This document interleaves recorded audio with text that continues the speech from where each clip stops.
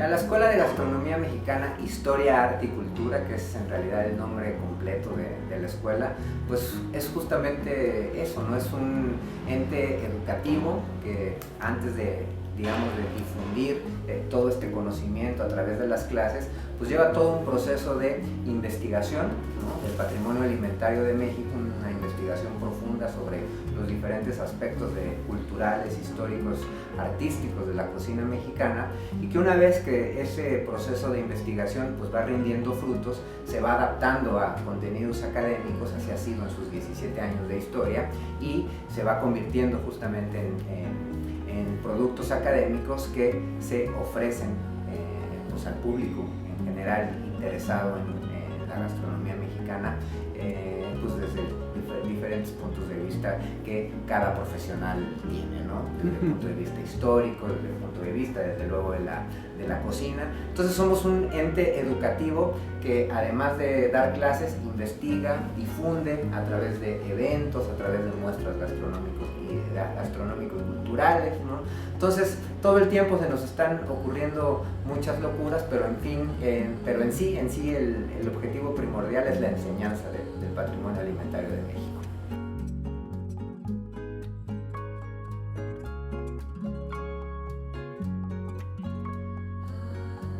Pues mira, Edmundo Escamilla y Yuri de Gortari son unos visionarios, unos adelantados en su tiempo.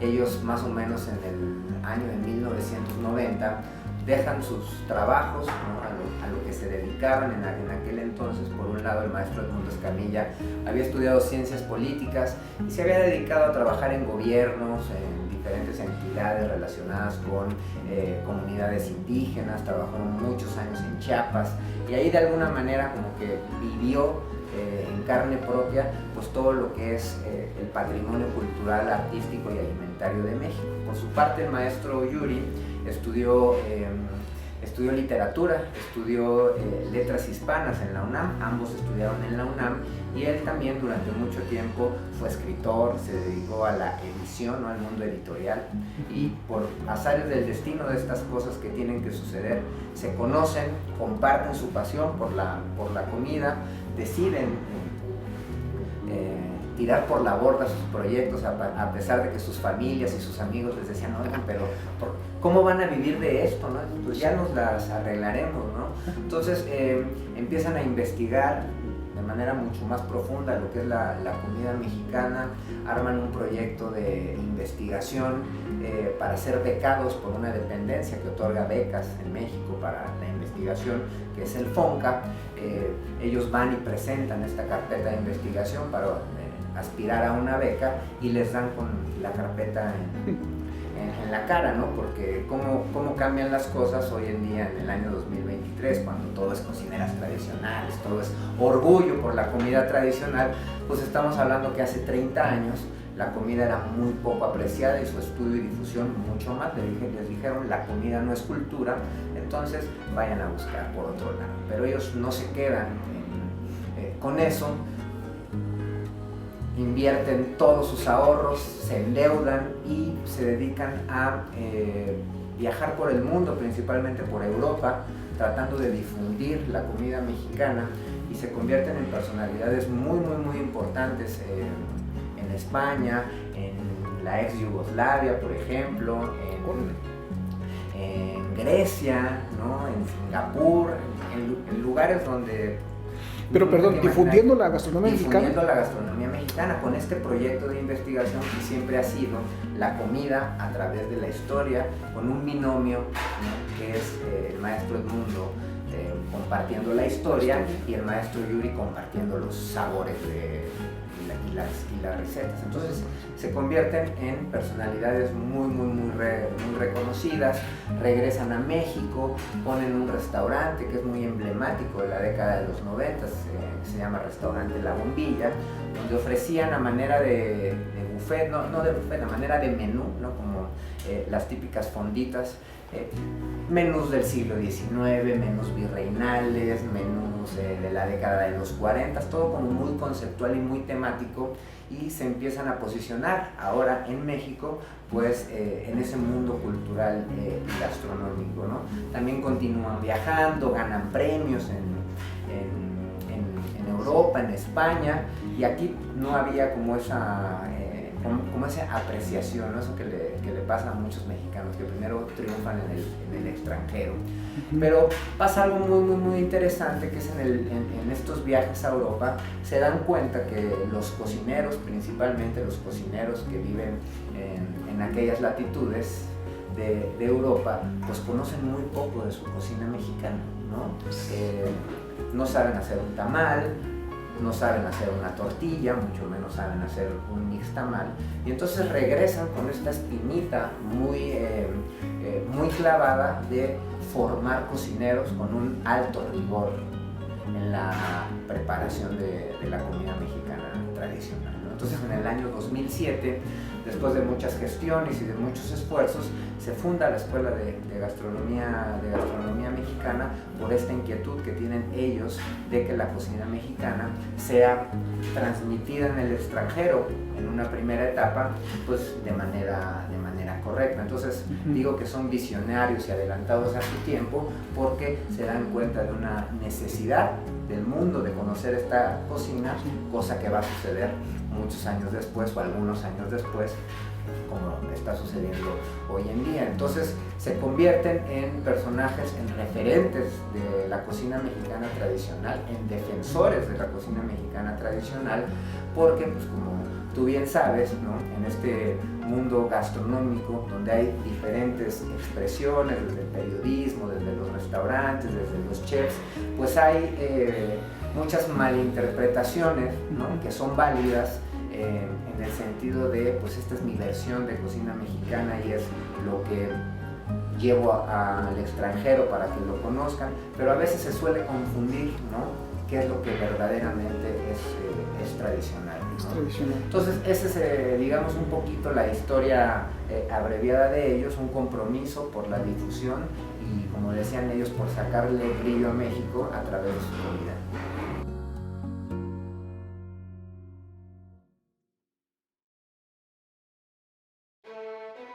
Aproximadamente son 11 publicaciones en las que trabajan ellos.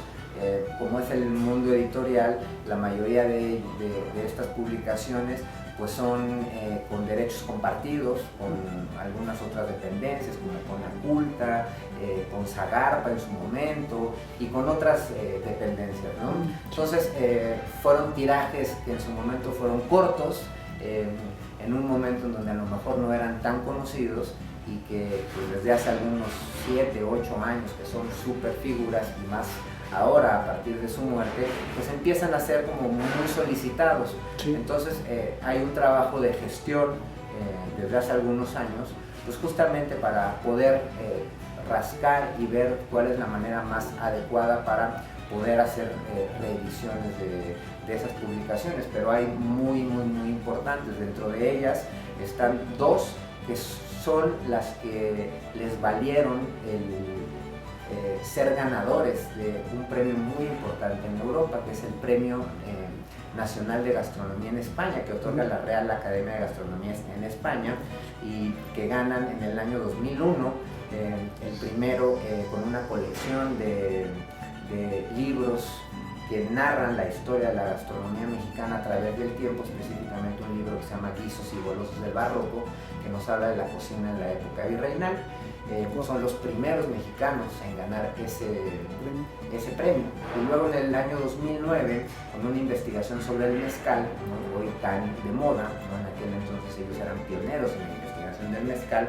El libro es Mezcal, Nuestra Esencia, que de alguna manera es como una coproducción editorial con Zagarpa, pues también les vale ser los primeros mexicanos en ganar por segunda ocasión ese premio tan importante. Entonces se está trabajando para poder, en el momento que sea apropiado y justo, tener esas nuevas reediciones de estos libros. Sí, sí.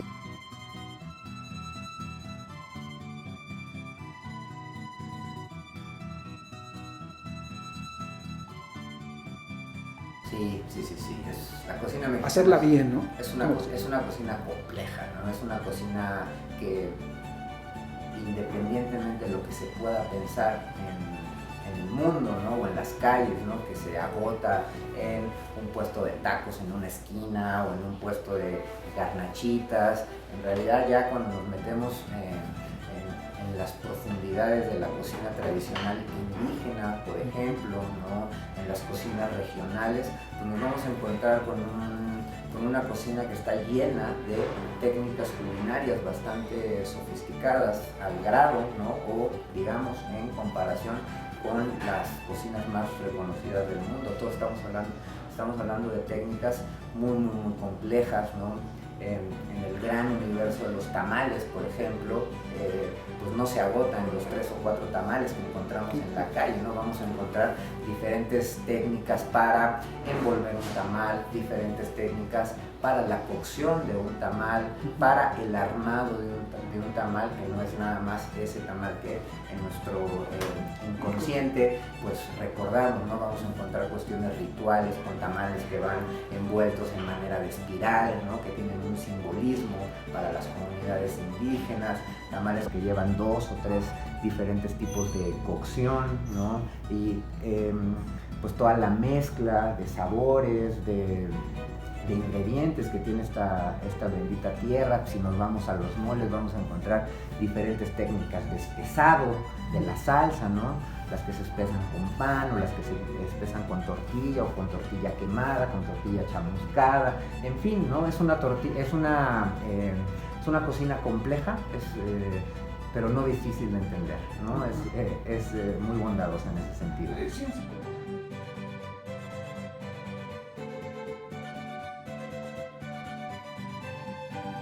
Mira, la respuesta va en los dos sentidos. O sea, sí se está haciendo, pero sigue haciendo falta, ¿no? Vamos a marcar un antes y un después de este rimbombante nombramiento, inscripción, reconocimiento, como se le quiera llamar, de la cocina mexicana como patrimonio inmaterial de la humanidad por parte de la UNESCO, ¿no? En el año 2010.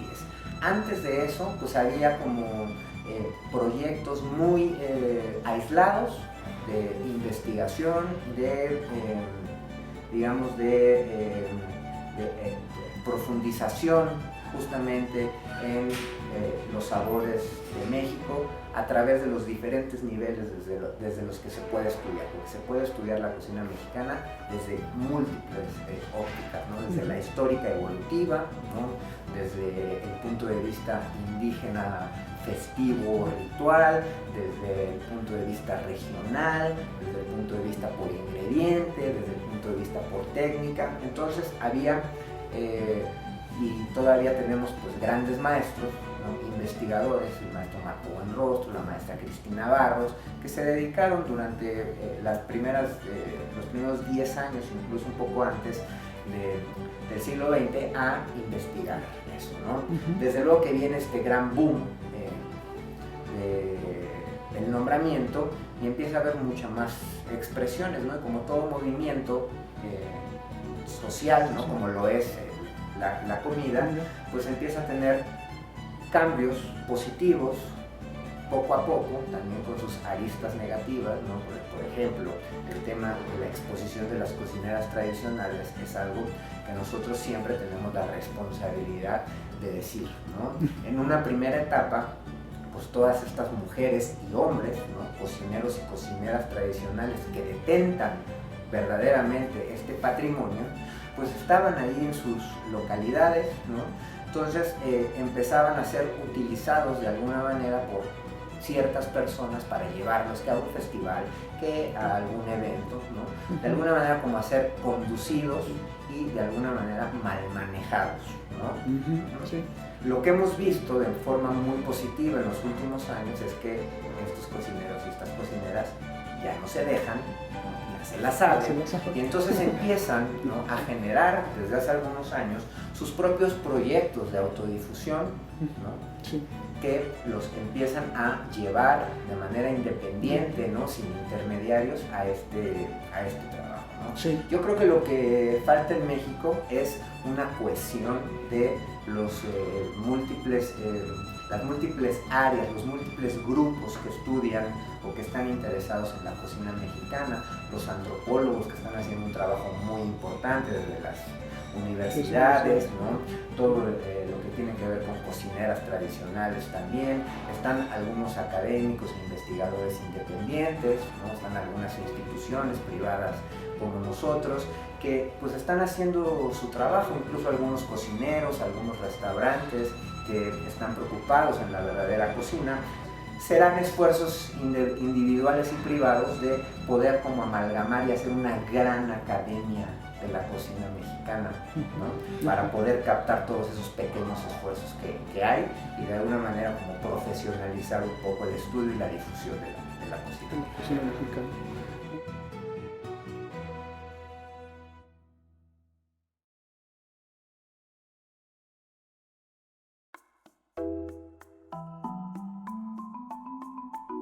De entrada es una gran área de oportunidad desde el punto de vista del desarrollo profesional, ¿no? Cada vez hay mayor interés, tanto en México como en el extranjero, de conocer la cocina mexicana tradicional.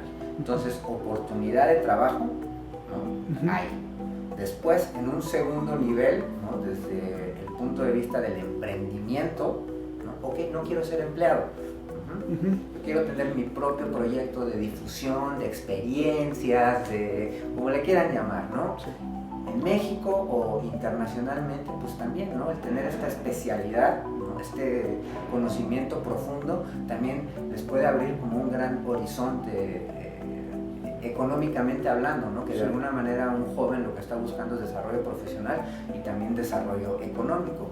Ya en algún momento de ese camino, ¿no? Tú y yo que ya somos un poco más, te surge un poco más la pasión en algún momento, ¿no? Sí. La pasión por difundir, pero cuando se conecta eso y además obtienes un poquito de dinero, ¿no? Claro. Realmente no vuelves a trabajar ningún día de tu vida, ¿no? Porque amas lo que haces. Y realmente, desde el punto de vista de los cocineros también, y algo muy importante que les tratamos de inculcar aquí a estos jóvenes, no nada más desde el tema de los fogones, también la cocina mexicana está requiriendo en otras áreas de especialistas que se puedan dedicar a este análisis de la cocina mexicana. Y si son cocineros, si tienen esa formación de cocineros y luego se dedican al periodismo, se dedican a la investigación, ya al tener las bases de cocina, ya van por encima en habilidades de alguien que, por ejemplo, no tiene una formación en cocina, ¿no? Entonces hay un universo por aprovechar y por explotar. Yo creo que estamos viendo una pequeña punta de un gran iceberg, ¿no? Que está oculto en cuanto a patrimonio alimentario, sobre todo en épocas muy antiguas, ¿no? Sí, buenísimo.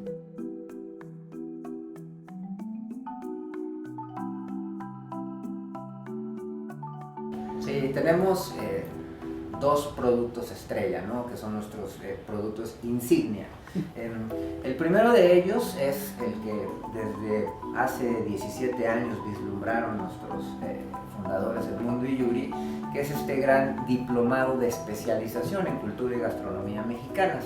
Es un programa que contempla de manera compartida y amalgama los aspectos de la cocina, pero también con un acompañamiento teórico histórico de la evolución de la cocina mexicana. ¿Qué vamos a ver en ese programa? Es una evolución cronológica de la cocina mexicana. Vamos a iniciar con un módulo de la alimentación de los antiguos mexicanos, o sea, nos estamos refiriendo a la cocina prehispánica, pero aquí vale la pena utilizar el medio y el espacio para decir que desde el punto de vista antropológico ya no es antropológicamente correcto decir cocina prehispánica, y esto tiene una razón muy sencilla, ¿no? Nuestra historia no puede estar definida por un hecho histórico, que es la llegada de los españoles. O sea, no nos puede autodefinir la llegada de los españoles porque tenemos una historia mucho más larga. Entonces, los antropólogos nos proponen referirnos a épocas previas a esta llegada de los españoles castellanos como los antiguos mexicanos, ¿no? Que suena romántico y bonito. Entonces tenemos un primer módulo de la alimentación de los antiguos mexicanos que tiene sus propias características en cuanto a técnicas, en cuanto a ingredientes que estamos utilizando, porque eran los que existían previo a ese choque cultural y alimentario, ¿no? Después analizamos un segundo momento que es la cocina virreinal mexicana, en donde vamos a ver este sincretismo armónico que no fue como en la conquista, ¿no? La conquista de los ingredientes no fue violenta, al contrario, fue una simbiosis bastante agradable. Entonces nos van a llegar materias primas muy relevantes, como el trigo, nos va a llegar el azúcar, nos van a llegar, con el cerdo nos va a llegar la manteca, se nos va a ampliar el mundo con el tema de las frituras, y eso va a cambiar muchísimo la manera en cómo se va concibiendo esta cocina mexicana, que todavía no va a ser considerada cocina mexicana hacia un poco más adelante, ¿no? Sí. ¿Qué pasa entonces en esos 300 años de virreinato? Ese es el módulo 2. Luego tenemos el módulo 3, que es el siglo XIX, donde México entra en una etapa independiente.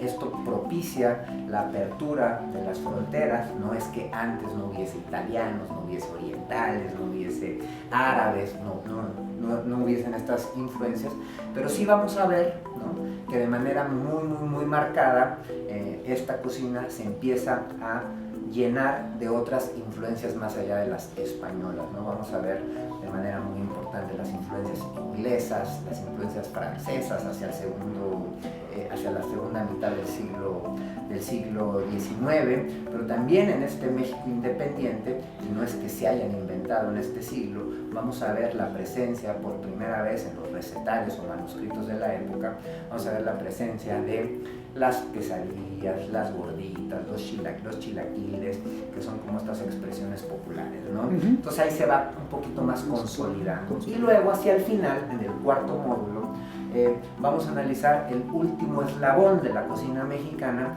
que es el que viene ahí a darle forma por completo al universo de la cocina mexicana, que son las cocinas regionales, ¿no?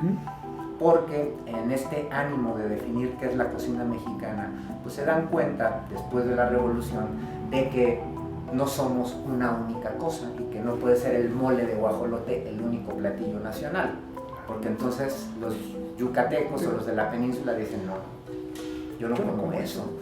O en el norte van a decir, no, mi pozole es de trigo, no es de maíz, ¿no? Entonces viene un movimiento en la década de los 30, que es el surgimiento de las cocinas regionales. Entonces, esto lo vamos viendo en los fogones, vamos cocinando recetas que nos van narrando esa evolución hasta tener este gran patrimonio alimentario de México. Ese es el primer diplomado. Y el segundo es lo mismo, pero no tiene la carga de cocina, es un diplomado 100% teórico, histórico, sin cocina.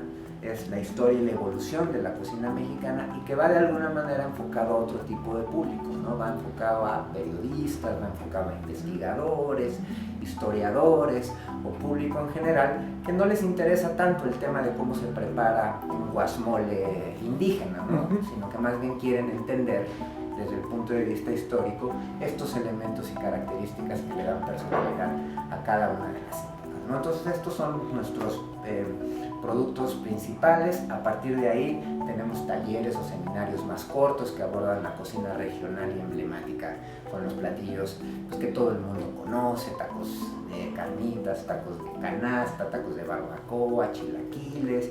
Y luego ya tenemos en la oferta para la Ciudad de México, estas ofertas anteriores son internacionales, recibimos gente de todo el mundo, algunas de ellas, como el de historia, es en línea, entonces tenemos alumnos de prácticamente muchos países, y a partir de ahí ya tenemos una propuesta de cursos mensual, ¿no? Donde el sábado pueden venir, por ejemplo, a tomar 4 recetas de tamales, o 4 recetas de moles, o salsas, o de manera independiente carnitas, o barbacoa, o michotes, o cocina regional de Campeche. En fin, no hay el universo en un solo curso, que es como de entretenimiento, ¿no? Aunque también vienen como capacitación. pues es infinita, ¿no? Es infinita.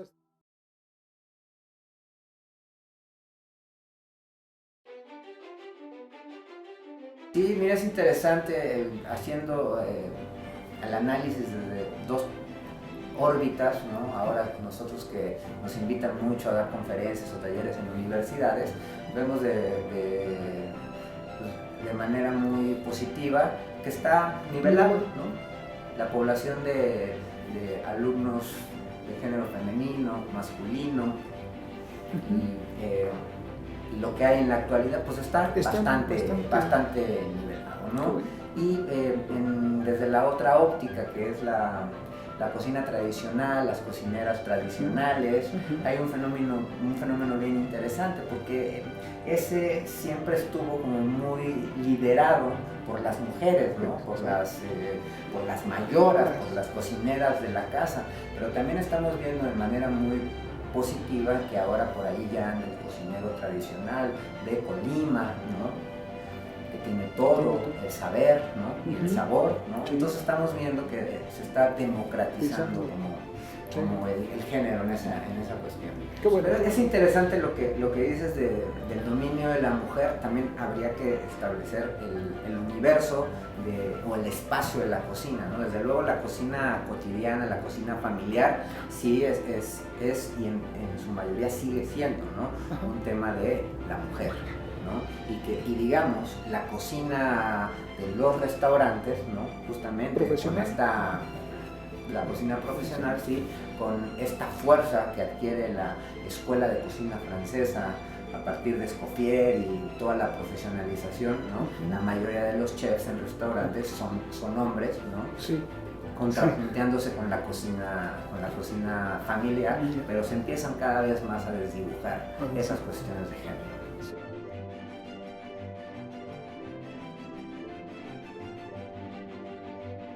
Sí, el tema de hacer comida y de venta para el público es un tema de toda la vida, es una pregunta de siempre.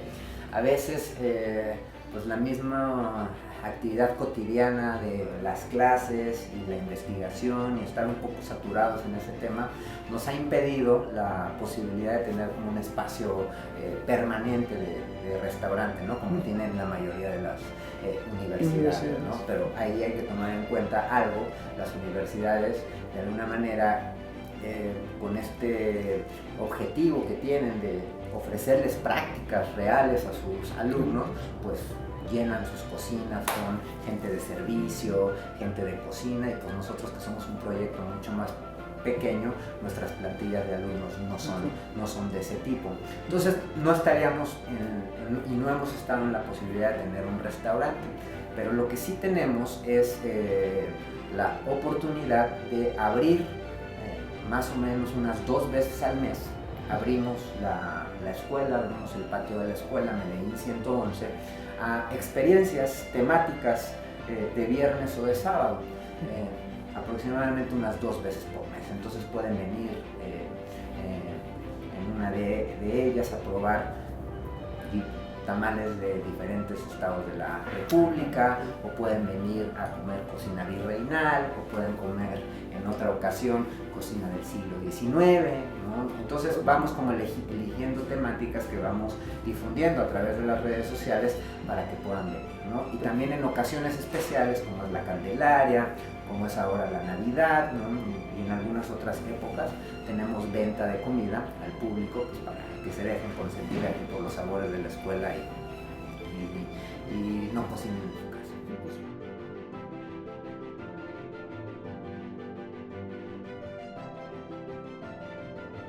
Y bueno, pues tenemos múltiples canales dependiendo también los gustos que tengan. Tenemos nuestra página de internet para los que gustan de estar en su computadora e investigar un poco más acerca de eso. Tenemos la página, que es www.esgamex.com, y a partir de ahí se detonan pues todos los medios de comunicación, la manera tradicional, telefónicamente, o también a través del WhatsApp. Tenemos por ahí el teléfono 56, que se me olvida, 1878-4868, ahí telefónicamente o WhatsApp mandan un mensajito y se responde. Y también pues lo de hoy, ¿no? Que son las redes sociales.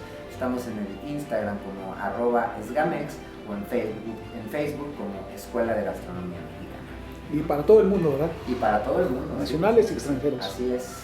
Pues Edgar, muchísimas gracias. Te agradecemos esta entrevista y por ahí vamos a difundir la escuela porque todo lo que nos contaste está súper. No, al contrario, muchas gracias a ustedes por la visita. Gracias.